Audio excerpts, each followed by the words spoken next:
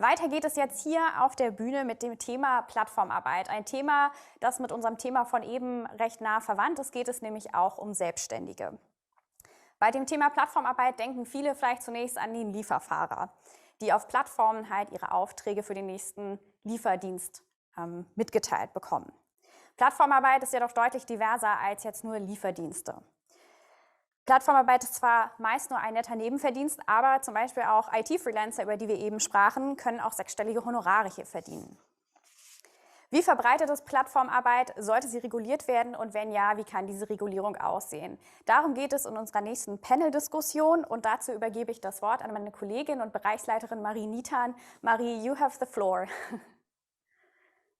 Yes, thank you so much, Lisa, for the quick introduction. Hello and welcome everyone to our short discussion on platform work. As Lisa said, my name is Marie Nitan. I'm head of media policy at Bitkom, but I'm also dealing with platform regulation in a broader sense, which we will be talking about today, and I will be moderating the session.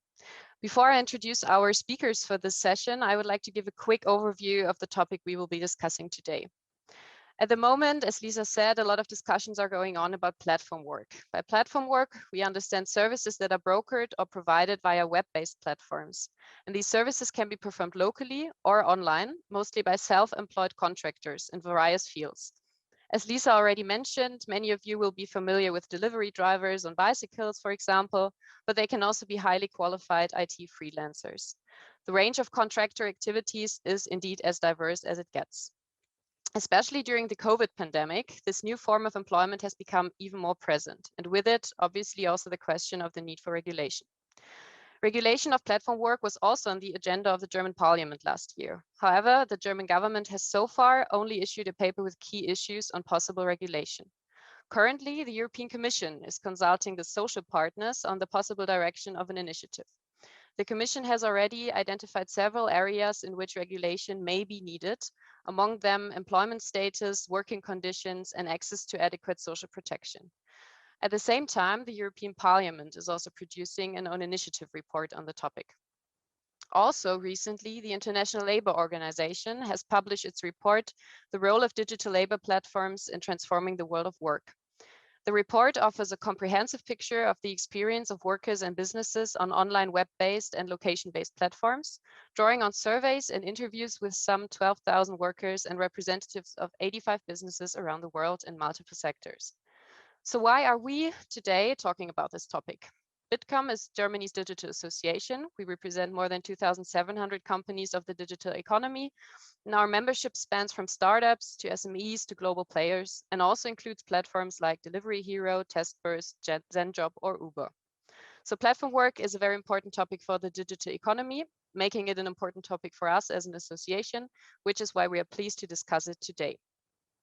The questions we want to tackle in the next 30 minutes are: how widespread has platform work actually been so far? To what extent do we need regulation? If so, in which areas and what form could this take? But let me now introduce our speakers for this session. I would like to first welcome Daniel Perez. He is political advisor to MEP Dennis Radke from the European People's Party, who's not only spokesperson for the EPP and the Committee on Employment and Social Affairs, but also shadow rapporteur on the initiative report on fair working conditions and rights and social protections for platform workers. The committee is working on at the moment. Thank you very much for being here, and especially again for jumping in on such short notice after a former political speaker has cancelled. It's very much appreciated, and we're glad you're here with us today.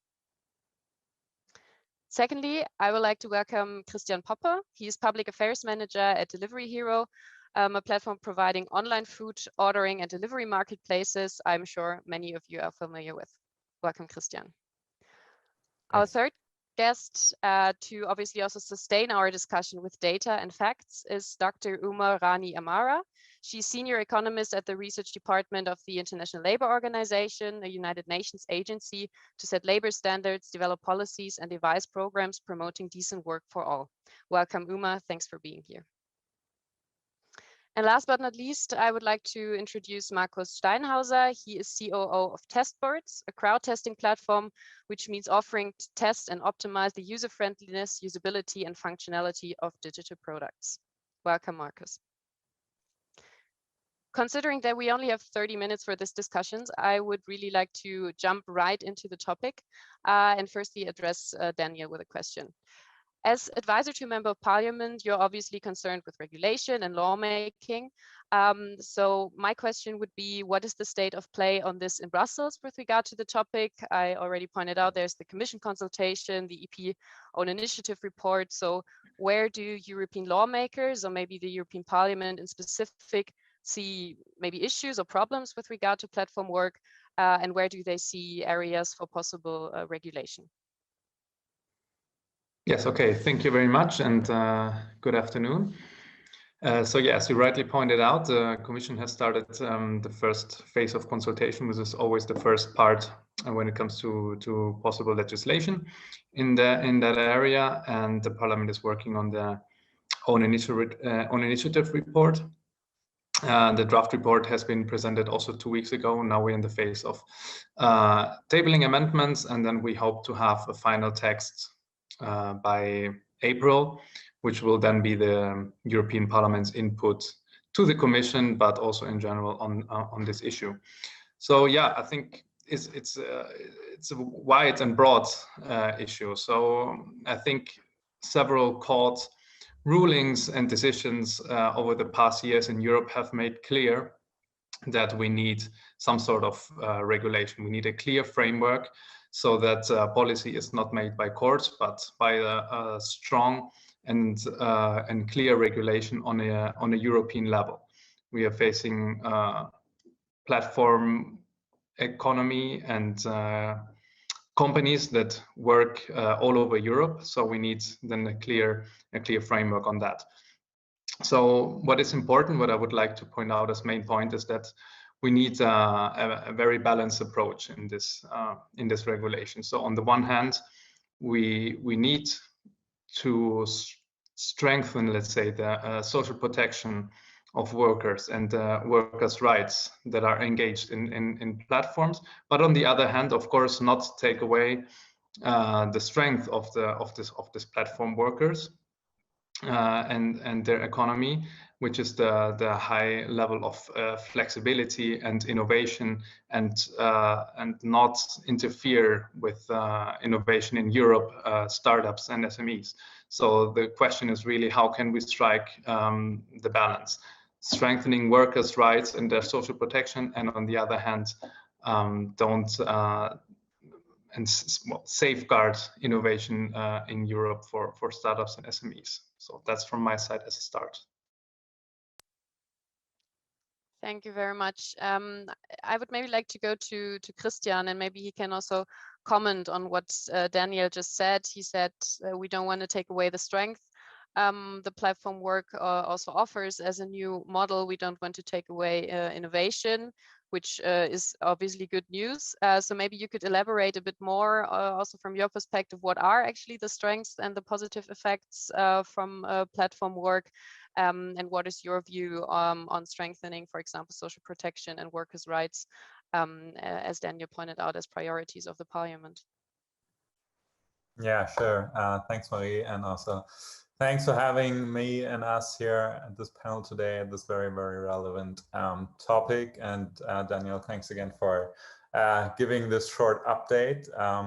Actually, yes, you mentioned it, and we could one-on-one sign off on the goals that you've laid out, maintaining stability and at the same time improving with regards to social security and doing more on that end. And this is basically already the start of the first part of your question, Marie. So we do what we regularly do is surveys with the riders that work on our platforms, so NPS surveys, where we also try to explore the questions, okay, why do you decide to engage in platform work? What makes the courier engagement attractive for you? And really two aspects usually or always stand out. The first one is the flexibility and freedom.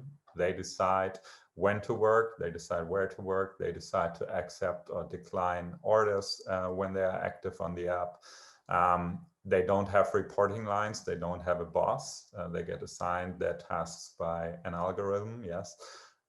So that freedom, that flexibility is number one, which enables them to, and that would be part 2, combine it with their primary jobs. The vast majority of the couriers driving for us has a primary job, which makes the food delivery income the supplementary income that they make. And yeah, the second pillar is the compensation. So couriers value the level of compensation next to the flexibility as the highest good in that context. And yeah, that is also something that we as Delivery Hero and our platforms globally recognize by paying very, very fair remuneration across the board. In countries where we are active, where there is a minimum wage, we are significantly above that. And yeah, so I think these are like the 2 key pillars. And in terms of what the EU is currently doing, we really welcome it. We agree with what Daniel said 100%. There's a lack of regulation, which also leads to all of these cases on court decisions we've seen in the past month and years. And what we do need is a clear framework and legal certainty for platforms, a reduction of the reclassification risk. I think we can speak about that a bit later, and just security for everyone to know in what kind of area we are moving, what we can do, what we cannot do. And I think that would be my first comment on that. Thanks, Christian. So we actually, for now, agree on the goal or have a common goal. So we do see the need for regulation, which would also be maybe beneficial for platforms because they would have more legal certainty. But obviously, we need to balance it so we don't prohibit innovation. And I'm guessing also this will be where it gets a bit tricky in the details of really then formulating the regulation. But I would like to also give the floor to Uma. You have recently presented the results of your studies on platform work for the International Labour Organization. So maybe you could really quickly, considering the focus of this session, summarize your main findings. So what did you find, maybe also on advantages or possibilities platform work brings? What did you discover about the downsides? And also based on your studies, would you already have some suggestions or ideas in terms of regulation? And what I would also find interesting, because you looked at a very broad range of companies, are there maybe also differences you discovered between the different business models which offer platform work? Thanks a lot for your question, and thanks for having me here. I think I sort of concur to what Daniel was raising, that there's a lot of discussion at the moment at the European Parliament and the European Commission on this. So it's quite timely that ILO has come out with its report. Now, there are some advantages, even as far as workers are concerned, where it does provide with some sort of a flexibility, but this flexibility comes with a huge cost. And I think I'd like to touch upon that as we get into the whole issue of challenges and regulatory interventions that are needed. Well, it does provide employment opportunities for those who are disabled, those who are migrant workers or refugees, or for women who can actually handle both work and household responsibilities or care responsibilities. There are these advantages that are there for workers. However, for businesses, there are a number of advantages because you have suddenly a new outsourcing model that has come in where you can be sitting anywhere in the world and you have access to a global pool of labor 24/7 to get your work done. And apart from that, apart from accessing this labor, you're able to reduce cost and be much more efficient in the whole process. And you do not have to pay any sort of benefits for many of these workers because there's complete lack of a clear employment relationship. And I think this is one of the fundamental issues that we do see. And added to that, many of the location-based platforms are also used by small businesses to actually expand their customer base, to expand their businesses. And this is something we have seen and heard from both workers as well as businesses as we went about doing this work. I think the whole issue of innovation has been mentioned. And I do agree that these platforms do provide a number of young entrepreneurs to be innovative, to come up with these new kinds of AI startups, because you also see a huge proliferation of these startups because of venture capital funds that are available for it. And part of the reason why they have become successful is because you have open source tools and materials today available that can be utilized at almost zero cost. And you can say you are AI, while behind AI, you're actually uh, outsourcing a lot of these tasks to crowd workers and undertaking them. So, it has led to this proliferation that has come up, which also questions a number of ethical issues with regard to it. And finally, a number of BPO companies have actually moved digital. So it's also sort of an opportunity to reorient yourself and try to come up with, in the new digital era, what you can do. Now, having said that, there are a huge number of challenges, especially let me start by talking about workers. I think what we do in this report is we do provide a sort of comprehensive overview of what have been the regulations that have been taken across the globe with regard to protecting platform workers, and they're numerous. They range from employment relationship, that is whether a worker is an employee or a self-employed, to providing social protection or occupational safety and health or work injury, to data protection aspects. Now, one of the issues that you see is much of this legislation that is being put into place is as a result of court judgments. So there is a lot of regulatory uncertainty that is there. So in that context, I'm really happy to see a legislative proposal being thought about at the European Commission level for the European Union to come forward, which might be a sort of a trendsetter for the rest of the globe. And I think this is something that is quite urgent and needed. The report actually goes about identifying 8 policy areas, especially related to labor law, which are very important. I think we did touch upon 2 of them. One is the employment status and social protection, but I think there are others like occupational safety and health, fair remuneration and working time. I think this is fundamental and very important to touch upon it. The other issues with regard to freedom of association and collective bargaining, as these workers are classified as self-employed workers, they come under competition law and not labor law, which actually does not allow them to collectively organize and fight for their rights. And then there are 3 others which are very fundamental and important are data protection. This is a new thing with the digital economy, and I think we need to start looking at this issue, and dispute resolution and non-discrimination. I think these are fundamental from labor law. What's very interesting from the digital era, with the digital economy, is it's not just the labor law that is important. I think there are other fields of policy and law that are very important. It was mentioned by Christian.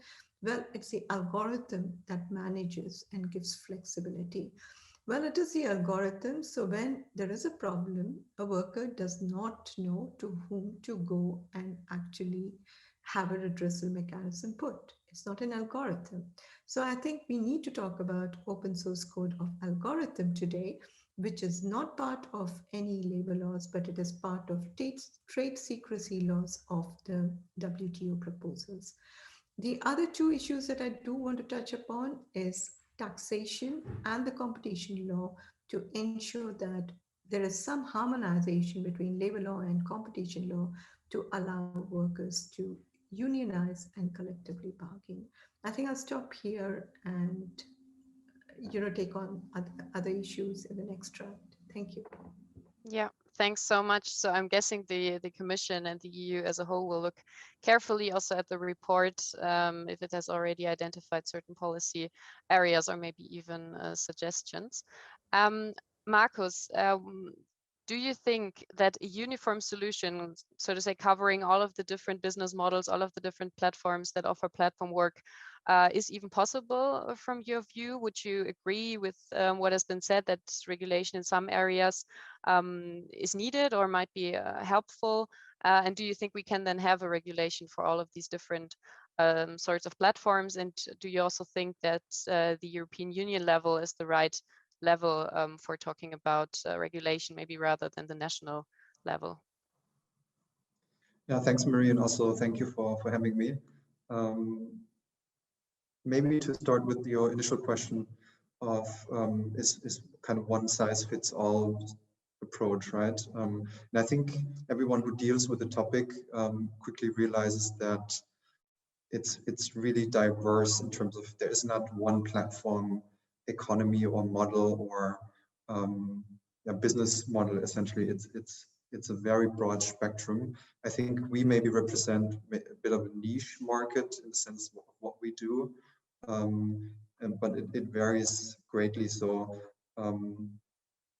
one example how we've dealt with the topic in the past was to maybe visualize how tricky or how diverse it is we started in 2015 a code of conduct from a platform perspective, where we kind of try to lay out like 10 principles that include something like fair payment or transparency and those kinds of things.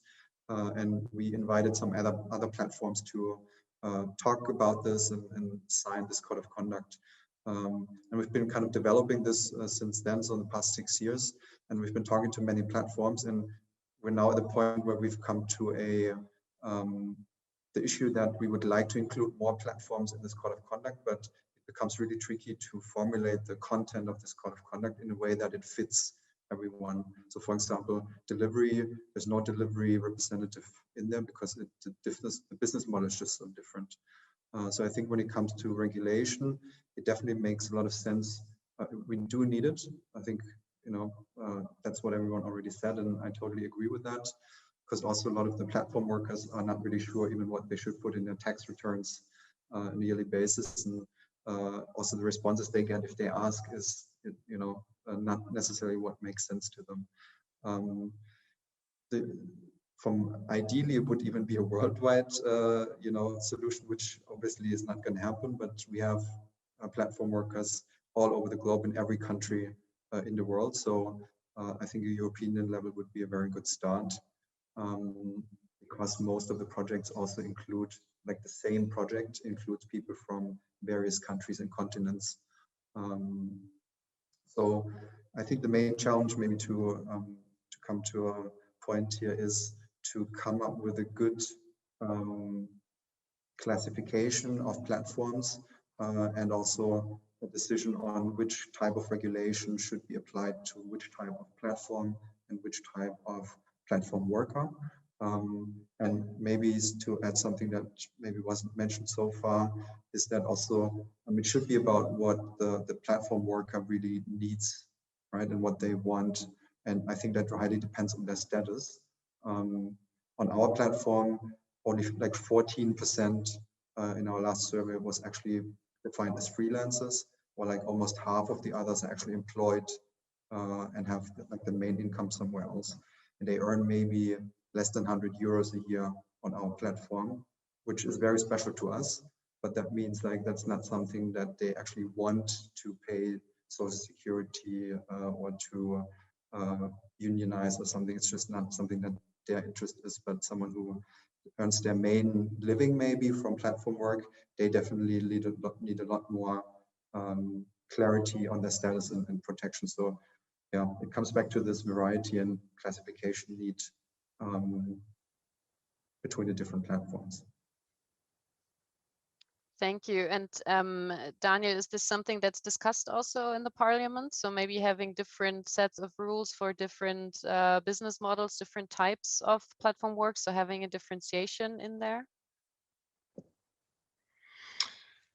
Yeah, well, we are still very at the beginning of the discussion, but for sure we really have to recognize the heterogeneity of the sector. We have really high skilled freelancers, we have the couriers, we have the drivers, we have really a big variety of different platform workers. And to touch upon the question also on Markus, there cannot be a one size fits all, that's clear, but we cannot hide behind the one size fits all excuse and to water the regulation down. I think we need, like I said before, a clear regulation, but of course recognizing then the differences. But we are still in the phase of discussion, like how these differences can be really appreciated. There can be different thresholds maybe on really different regulation for different sectors. but this is still something that we need to discuss. And it will be interesting to see now, as you might have seen, that Spain has now, as first EU country, decided to bring forward a law that couriers and other platform workers will now, from now on, be treated as employees. This has to be still adopted by Spanish Parliament, but it was brought forward today, and it will be interesting to see how things develop there. You also have the voices that say that the couriers really don't want that. So it really, you really have two different camps. Also, you have the ones that rather prefer to stay completely independent, to have maximum flexibility, like this might be students or other freelancers and workers that really have this as a second or third job. And then you have those that are really in the dependency of these platforms that have complained that if they didn't work enough, the algorithm penalized them, and that's, you have really different, even within the same sector as courier services or taxi ride. So really need to look into that, and of course the consultation of the Commission will be very important to be able to strike a good balance there. But for now, we are still, as I said in the very beginning, as well from the Commission side as from the Parliament side. But yeah, that's why we are taking all this input on board and looking very closely on the court rules, but also really on both sides of the social partners, on the report of the ILO, of course, but also to see how the developments are within the different platform companies. Maybe passing on what has just been raised also to Christian, what from your perspective would be the consequences, or would there be negative consequences, for example, from laws such as the one that has been proposed in Spain, just so to say equalizing platform workers with sort of full employee status? Yeah, definitely. So the negative consequences would be massive, and not only for the platforms, but then also for the riders, the couriers, the restaurants, and in the last step also for the customers. It's good that you mentioned Spain also, Daniel, because it's a great example of regulators regulating against the will of those that they are regulating. And in this case, not only against the will of the couriers, but also, of course, against the will of the platforms. Both were advocating for maintaining the flexibility and the choice to remain self-employed. Well, that is just the reality of a left coalition government, I guess, in Spain. Anyway, to come back to your question, what would be the consequences? Just to give a bit of context about the food delivery sector, which is what I can speak about. In the past years, we've seen an evolution from what we call the Generation 1 model, which is a mere marketplace model. So the app facilitates the transaction between the triangle of the courier, the restaurant, and the customer, but does not actually conduct the logistical operations. So the delivery is not done by the platform. We've seen an evolution towards what we call Generation 2, the so-called own delivery model, where most platforms have moved towards, including Delivery Hero and our subsidiaries, where basically the platforms are the one that operate the logistics, not only technically through innovating, through developing efficient algorithms, but also through signing service level agreements with the couriers or third-party logistics in other markets. So what would happen now, for example, in our case, we have around 70% globally of our around 700,000 couriers that ride on our apps. We have 70% freelancers, roughly. If we were to see hypothetically Spanish law globally, it would mean that we would have to, and Uber had an example, I think in Geneva, we would have to consolidate, right? Because due to the lack of flexibility we would then see, we would have to, yes, hire riders, but others we could then not hire because we cannot hire 100% of the freelancers we now have. So that means less income opportunities for less people, less supplementary income opportunities, and in the last consequence, it would also pose a very, very serious threat that this whole positive development towards generation 2 own delivery model would be reversed. So platforms would not bear the risk to bear this enormous cost apparatus that would come with the full employment. They would develop back to marketplace models. And what marketplace models' main character trait is that they outsource the logistics to the restaurants or to the retailers. And this is where we then have no oversight, where then the freelancing takes place because there is no oversight, where security is significantly worse, safety is worse, remuneration is worse because restaurants don't have the resources. So this is just to give a first picture that, yeah, this is an idea that is not desired by any party involved in this triangle. Yeah. Thanks so much, Christian. Being mindful of time, unfortunately, we've already arrived at the end of this session, which was obviously way too short, and we could go on discussing this topic possibly for hours, and I think we will do so in the next coming weeks and months, all of us. So thank you again very much to our speakers for joining our session today. It has been a very interesting first insight into this topic, and now I would like to give back to Lisa to the main stage. Thank you.